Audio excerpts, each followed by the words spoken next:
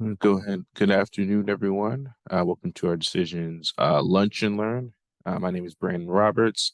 I'll be hosting today. We'll go ahead and I'll share my screen. Give me a second.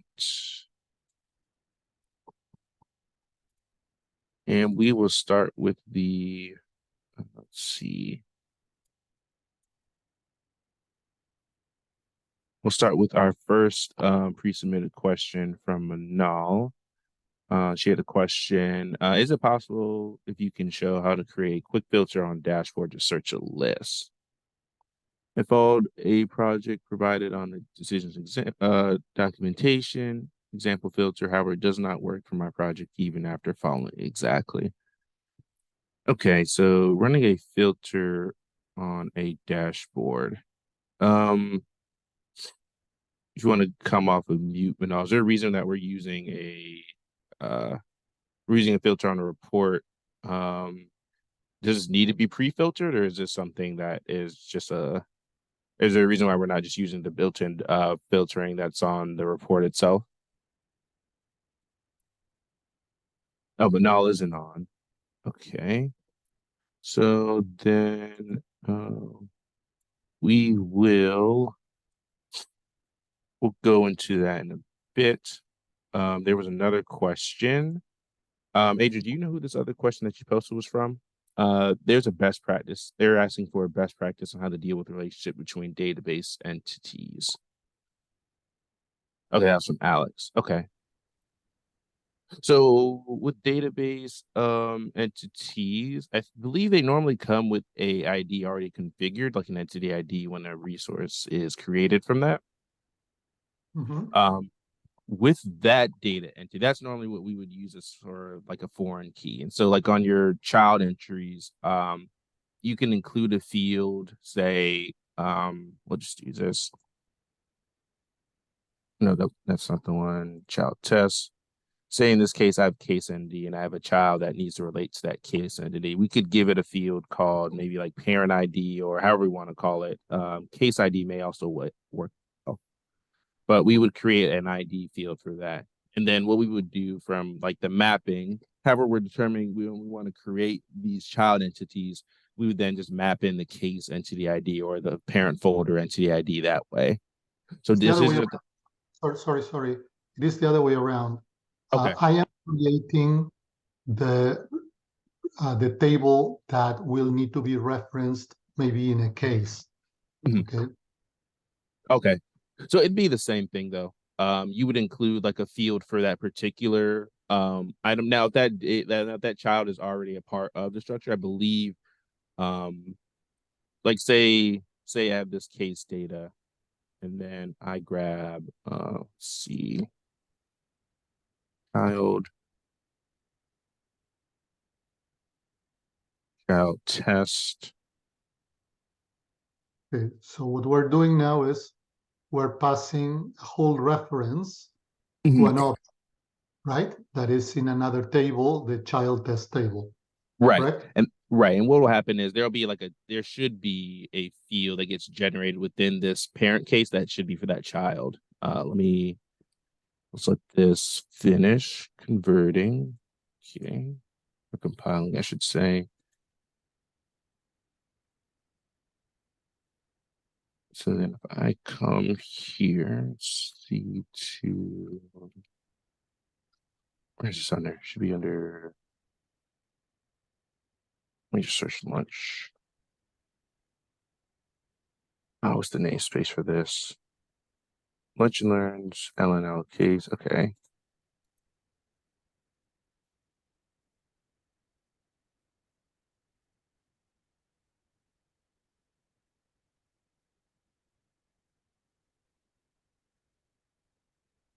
No, if I now query this,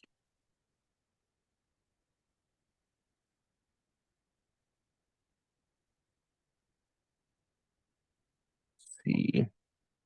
So there'll be a child, and there should be like a right now because these don't have a child associated with there wouldn't be anything. But if I generated a new one, there should be like I believe there would be an ID that references the child ID that was generated from this one. So that should automatically be added to the type once you added. In fact, I can just reuse this flow. Then I will use define types. Say case entity, no case.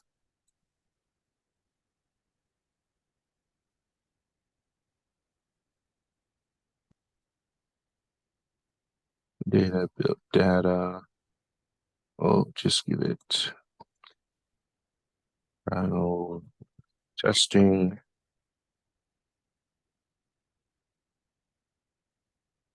Trial test. Instant pick here. We'll just throw it in this holder.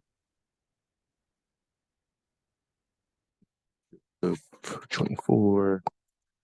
And we can build the particular data that we want on the child itself. I'll just give it state Kenya. And ignore that because that's just being silly. And we'll just give it today's date. So I think that should be enough data for me to generate and debug this. Okay, data's there. If I jump back to my query editor, this, you can see my new one generated here. And yes, you'll have the ID here. And then you'll have, I believe, just the namespace of the type as well. So the data itself won't exist in the actual case table, but the data should exist with the table associated with it. So if I go to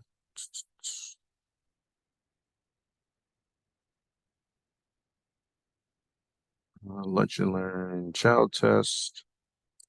And I believe this applies for all types of data that we sort of build in this. So it shouldn't be anything unique to like define data types or cases.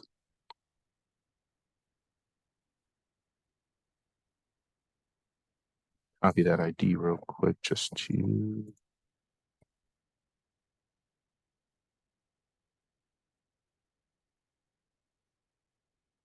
Yep. And there you have it. You'll have your data here with the ID, date of birth, and whatever data that you have with your type. But they'll be the way they'll be tied together is this field at the end of your structure type.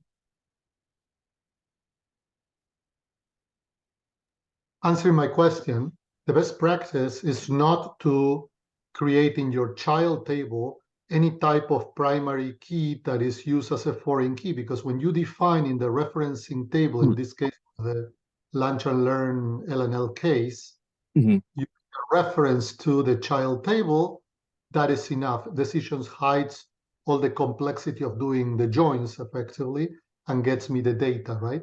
Correct. The best way would be just to, just include that child type within your parent structure type. Yeah. And decisions If will I do the were, work there. yeah, if I were to fetch that case that you created a moment ago, Mm-hmm. with a fetch by ID or whatever it is, the step name, Mm-hmm. I would see when I start breaking up the data that I get out of the fetch, I would see the data for the child table as if it had been embedded, although, or internal decisions is just keeping a pointer in that table.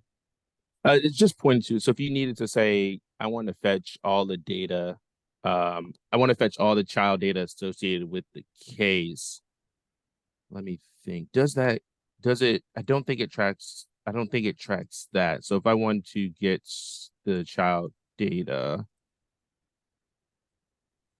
we have just the ID, but it does not show the history folder ID. So it isn't tied via the history folder ID. It's tied to it just by its ID. So the best way would be to write a query that gets the child data that or the best if you want to get the child data that was contained in that case entity folder, it would be best to just grab the child ID field from that case. Doesn't If you did a fetch in that same step that you actually Can you go to the flow that you created?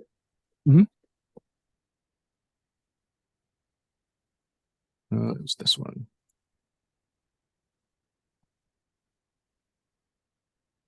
Was it that one? Okay. Can you debug it? Yeah, I can debug it. What would make this better would, oh, well, it's on the creation portion. I don't know if there'd be a way to backwards. If Because there's a way to, you built in here, you build the array for child table, if I'm not Mhm. wrong. Yeah, just build data for the child here. And you put some data, date of birth or something, right? Yeah, you Yep. put birth. Perfect. So if you debug this, hmm I'll just uh, give it a little bit more just to make sure it's different. and now you go to the output of that step. Oh, It that's what will, it's called. Sorry, yeah, I have to fetch for that by that folder ID to get all the data of that folder, right?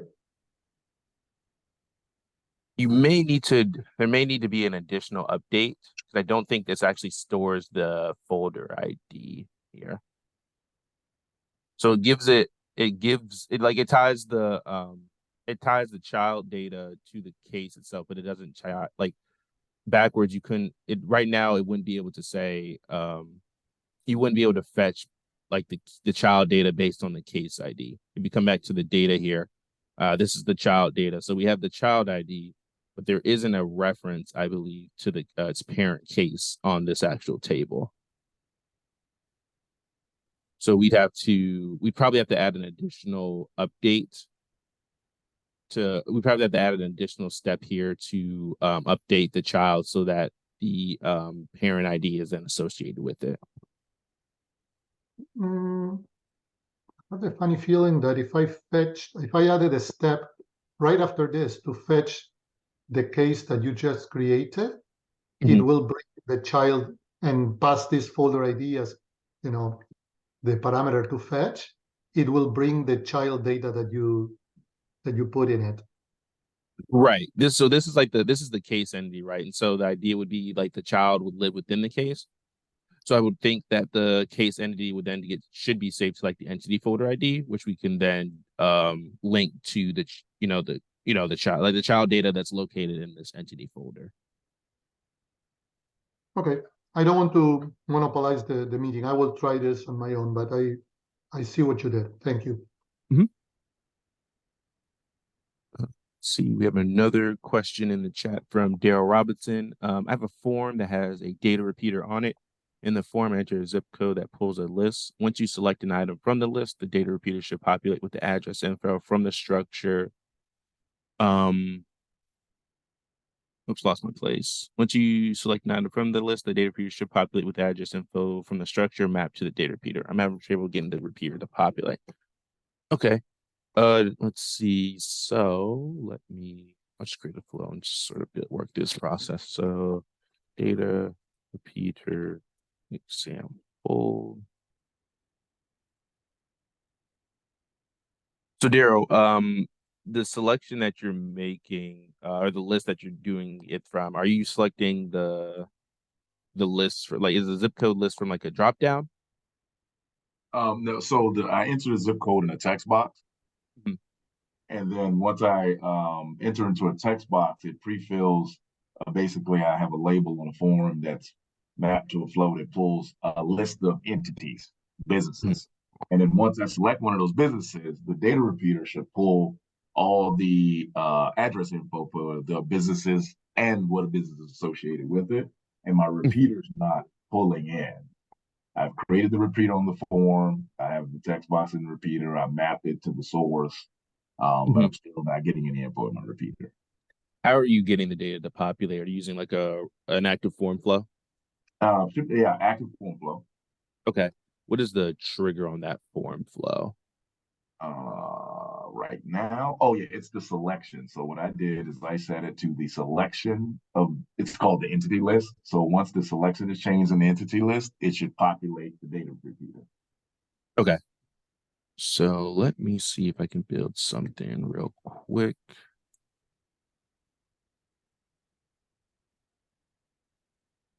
Let's see. Continue. Repeater. Data repeater.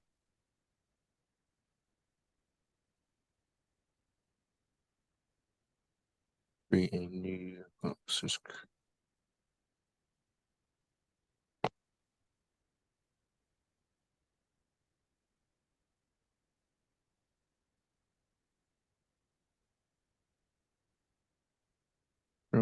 okay. See the type we'll grab for now. Let's grab let's grab the child here. We'll just do a label. Data. We'll just say child state and child. Let's do date of birth. Okay.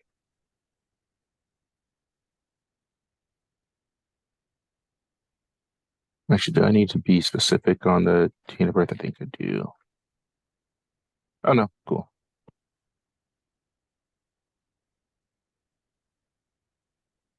Okay. Data.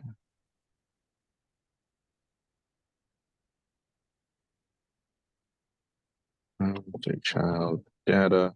And now the active form flow, is that on the parent portion or is it on the repeater portion? So I have the active form flow as a part of the form. So I'm assuming it's the parent is where I have all my active form flows on the parent. Okay.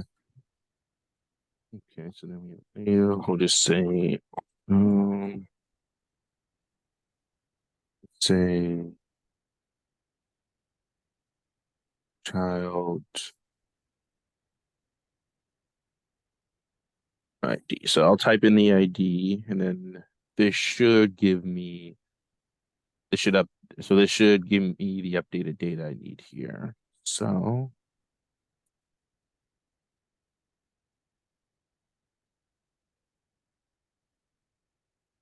data inactive form flow,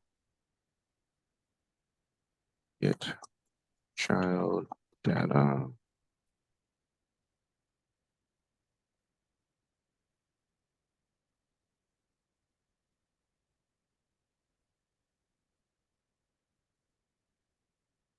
Test results, no results.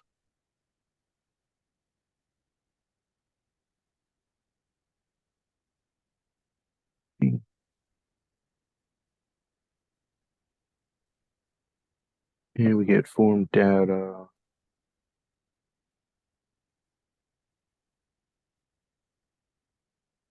The value. Oh, we want value. And I believe it would then be the formulas. That's it. Yes. Then I was going to say, change. do you need a control value there or like a set control value or something? Yeah, we can set control value. I believe this is, yeah, this should work. Set the control value here. The results. More control. Just, where is it?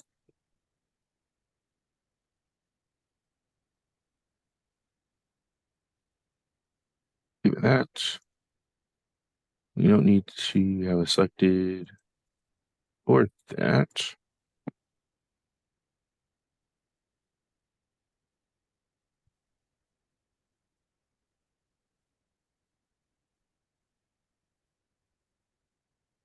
And let's say, let's do value change.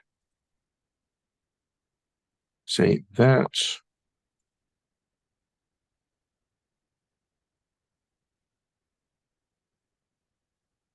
Ignore it. Ignore it and ignore it. Going to Close out. Save it.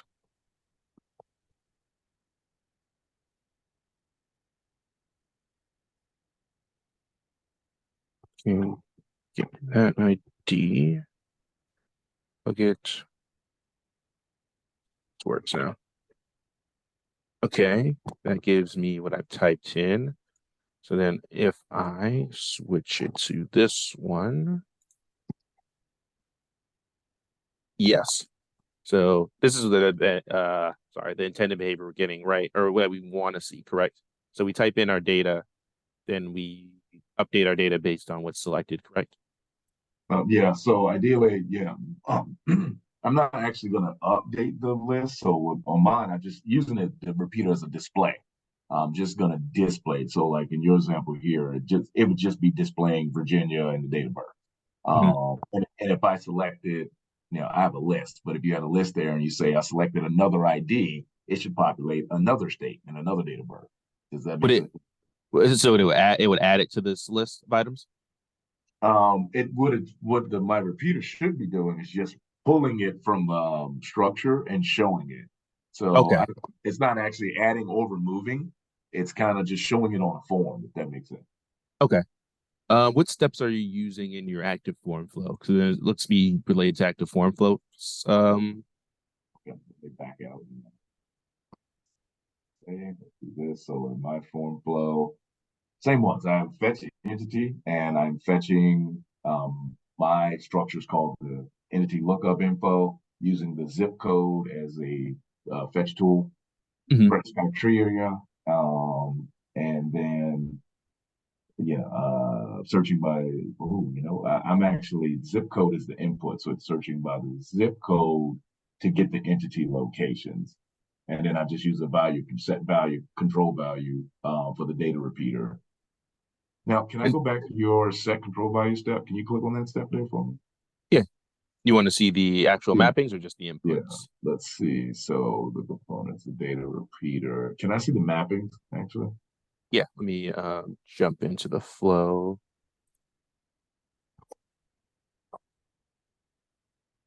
I feel like I follow most of these same steps, but let's obviously missing something. So form data repeater, and then your entity results, which is what I have. So I have that, and then your fetch entities. You're just using. You click on that step, Mhm. and you're just using the ID, Uh, which is one of your criterias in the table. Um, hmm. I wonder if it's then the trigger that's running. yeah, I think So it may be my trigger. Which, I'm using a value change trigger on the text box. so for you can imagine this in my flow. We enter a zip code. Zip code fills a little list of items, like a list box. A zip code fills a list box, and then from that list, I'm going to select and then make a selection. So should Oh, my okay. trigger be on the list box, on the entity list box? It should be on the list box. Are you using like a drop down for the list box? No, mine is just I think I just use a label. Yeah, I think I just use a label So for you that. store your list inside a label. Let me make sure I'm doing exactly what I use then. Entity list, I am using, what is this? I guess it says, yeah, I'm using, I think it's a list box. I just want to make sure, I think it's the list. Let me just make sure. Yeah, list box. That's the step I'm using. Okay. List list. Hold on. List. Oh, okay, a list box. Okay, I haven't. Okay, so then let's look at this. Items to, I'll say string static list of items. I'm just gonna give these two.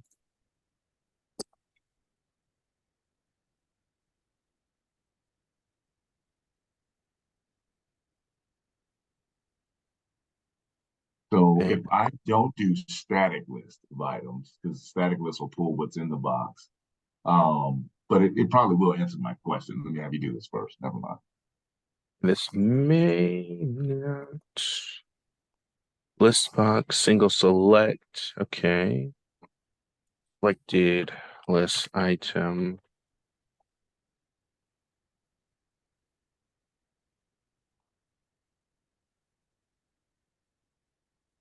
Is simple list selection changed. Okay.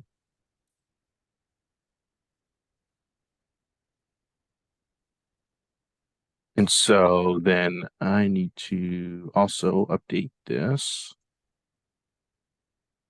so that this pulls data instead. Let's see. Oh no, never mind. This pulls it here. Now to make the change here so that the fetch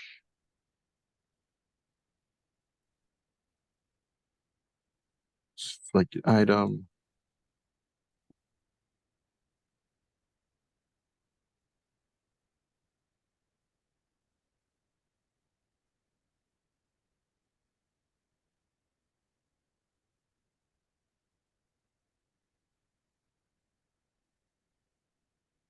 Yes, okay. It still works with the selected. On your fetch, have you selected the on the Yeah, fetch in your active form flow, you're selecting the selected item? I'm doing the selected item, but I think the thing that I need to change on my fetch is I was fetching by the zip code box, and I think I need to use a form data entity list and the selected item. Yeah, I think that was it. Yeah, I would think because really I'm trying to the trigger for this will be selection of the entity list, not entering the zip code. Right. So I think actually that's probably is what's going to fix it. And then the selection change is what you use in the active form trigger, right? Yep. Perfect. Okay. Yeah, I think that's exactly what it was. Um, and I'm pretty sure that'll work. Yeah. Thanks. I think that answers my question. All righty. Then I will move back to our earlier pre-submitted question from Manal. So she wanted instructions on how to create a quick filter on a dashboard to search a list. Let's see. Follow the project provided on decisions documentation, example lab filter. However, it does not work for their project. Okay, so this one may be a bit trickier to get set up because I haven't done one of these in a while, so bear with me, everyone. So I'm going to first create a page. I'll see. Let's say dashboard brief.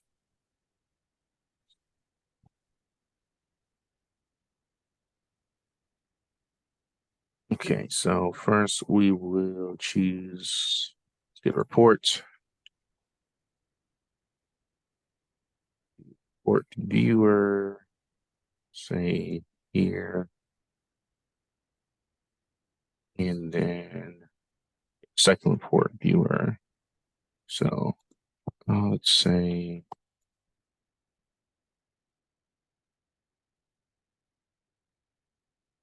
I've got some questions on how they want to do this. How you create a quick filter on a dashboard to search a list. Then we can. This might be a little bit more than I thought it would be. Search. So intervention search and a Google search option. I've not messed with these, so I think I'm not going to use this here. We'd have to.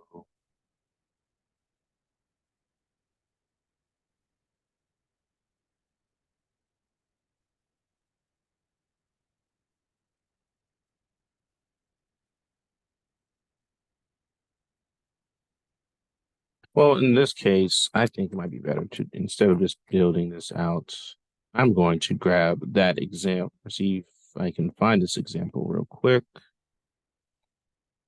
And see if I can take a look.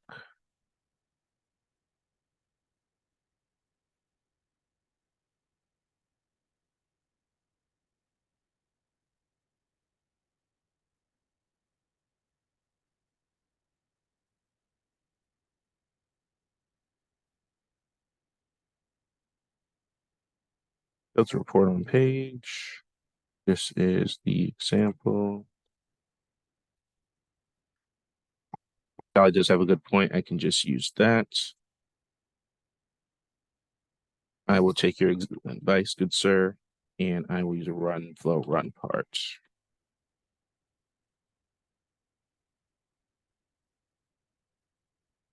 Okay, use create here.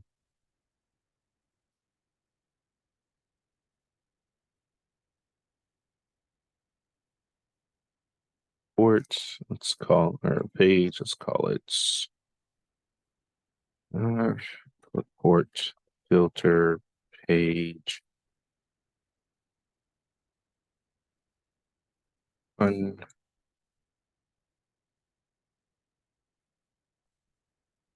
drop down, give it the string.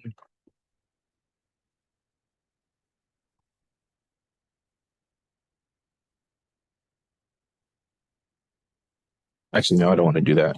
Don't want to drop down one text box.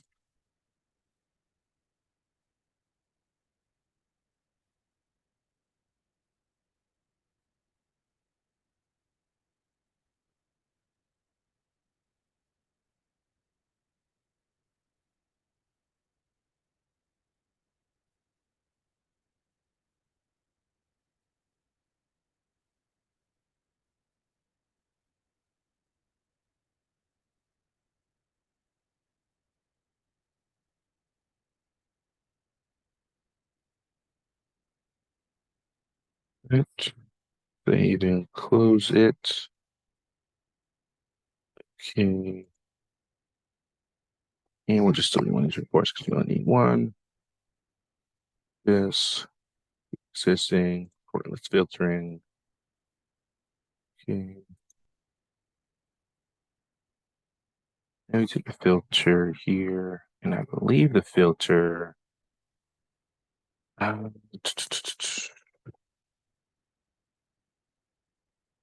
Yep, entity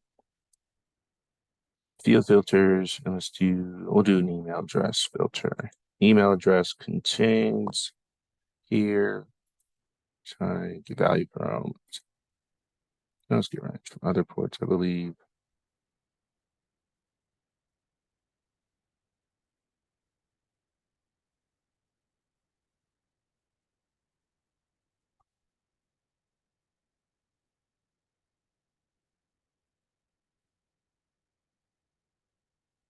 Gosh, I forget.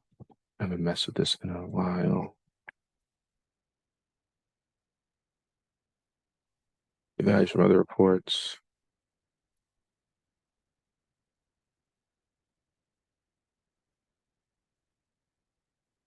And then behavior. Yeah, group report ID from selection bus. I believe it's selection bus. This should work. Report filter.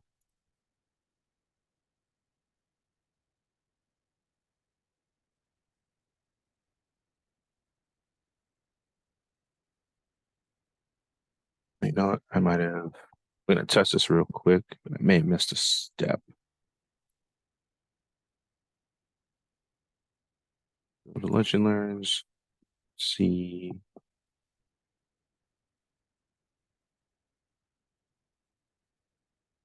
Master OS manage, add page slash dashboard, report filtering, sample, pick existing.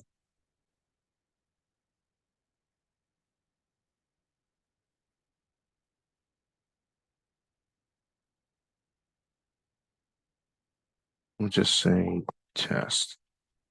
Now this may did not work. Okay. One that doesn't look the best, and two, I think I missed a step. So let me jump back here.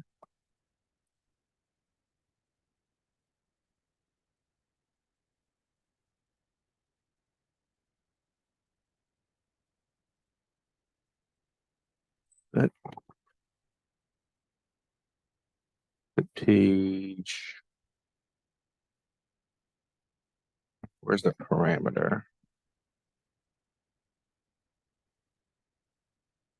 Nope. So in dashboard report parameters, I think this is a step folder ID.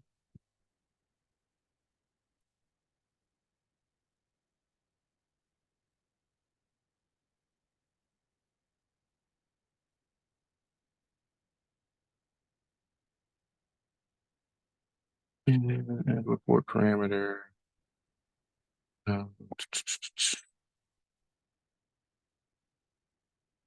was this adding a report parameter? I don't want to add one. Set dashboard report parameter at one. There's also, what's this other step that I need to look at?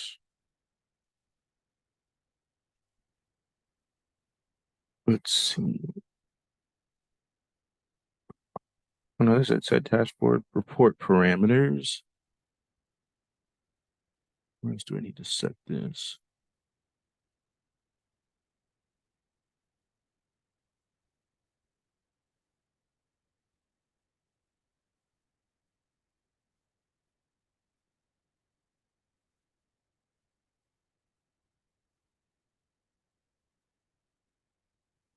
Also got the page variable option here.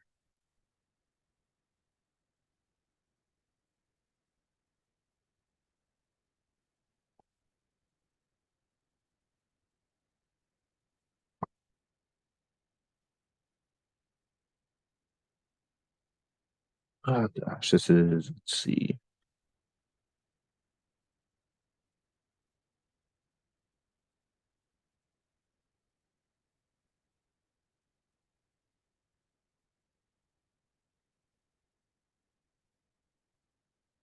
Oh, name of the, okay.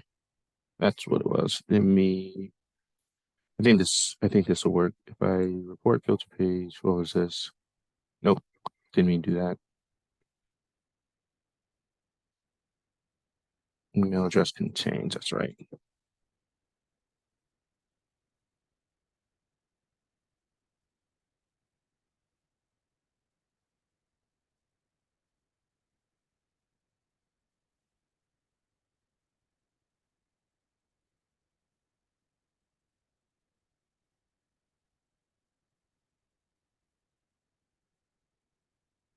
A test. There we go. That took way too long. Apologies for that. But that's really what we need here. The key to this really functioning is just this set dashboard report parameters. Thank you, Vitaly, for helping me with that. This report parameter needs to match the filter on the report exactly that you added. So in my case, I added the report filter page. Nope, didn't mean that. Not filter report filter page. I added email address contains. And so once that's added, this should you can push your filter that way and it should just refresh automatically. On the example, there's an option to clear data. I didn't include that just because I just want to do the filter. But you would, if you want to clear data, then you just create, you can use like a create data step that just passes in like, what's called report filter, right? With the same name. And you can just pass in, you know, the data that you need for to. Oh, in this case, I'll just demo that real quick since we have a few more minutes. Button here, filter. Make this nicer. Just call it filter. Save it. Filter. Clear filter. Save it. Close this. Jump to my dashboard. I'll just do test. Filter. Then clear filter. So this project is already available on our documentation site. There's a tab there's a drop down at the top that allows you to select projects. If you'd like to take a look, I'm posting that in the Zoom chat here. Were there any other questions? Anyone want to look at something? If not, then we will go ahead and end our session today. Well, thank you guys for joining us. Tomorrow we will not have our lunch and learn, but I believe Monday we will be back with Will hosting the lunch and learns. So make sure you stop by for any tough questions or any sort of neat things you want to see in the tool. Will definitely be able to show it to you guys. Everyone have a great weekend and happy Veterans Day.